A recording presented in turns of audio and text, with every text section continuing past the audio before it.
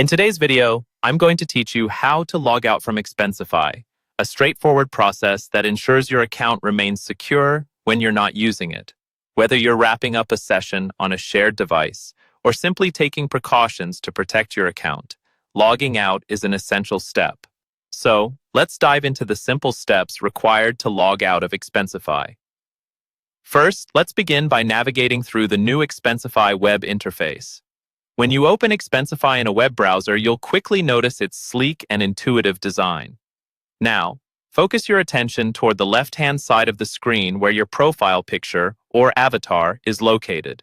This is your starting point. It might be a photo you uploaded or a default avatar, depending on your customization preference. Once you've located your profile picture, the next step is to click on it. This action is the key to accessing the menu that's crucial for logging out. When you click on your avatar, you'll see a drop-down menu unfolding. This menu serves as a gateway to several account-related actions, so it's essential to know its location for future usage. Now that the menu is in front of you, the next task is to find and select the Sign Out option. This is typically listed among other options like profile settings or preferences, but your target here is Sign Out. Clicking on this option will immediately begin the process of securely logging you out of Expensify. Once you've clicked Sign Out, you'll notice that you're no longer in your account dashboard, confirming that you've successfully logged out.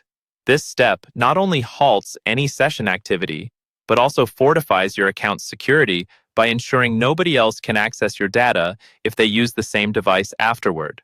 It's a good habit to foster, especially when using public or shared computers.